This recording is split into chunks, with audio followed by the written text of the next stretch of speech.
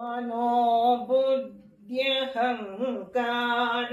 चित्तानि नाहम् न च श्रोत्रजिह्वे न च घ्राणनेत्रे न चौव्योमभूमिर्न तेजो न वायुः चिदानन्दरूपः शिवोऽहं शिवोऽहम् चिदानन्दरूपः शिवोऽहं शिवोऽहम् न च प्राणसंज्ञो न वै पञ्चवायुः न वा सप्तधातु न वा पञ्चकोशः न वा पाणिपादौ न चोपस्थवायुः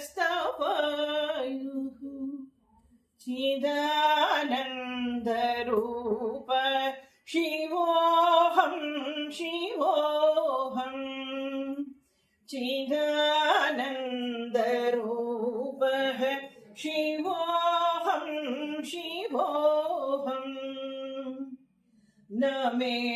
द्वेषरागौ न मे लोभमोहौ माधो नैव मे नैव मात्सर्यभावः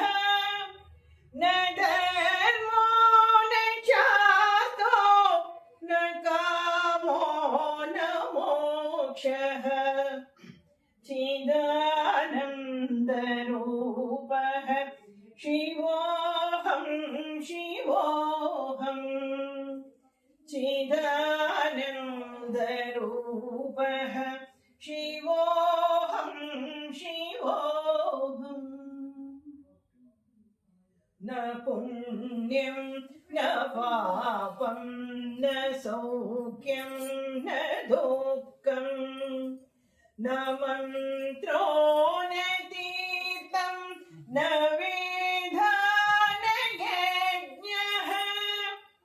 अहं भोजनं नैव भोज्यं न भोक्ता चिदानन्दरूपः शिवोऽहं शिवोऽहम्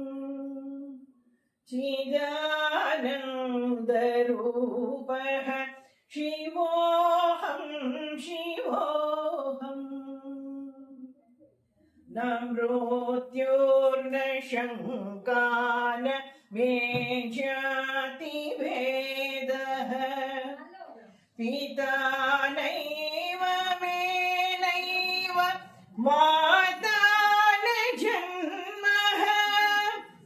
न बन्धुर्न मित्रं गुरुर्नैव शिष्यः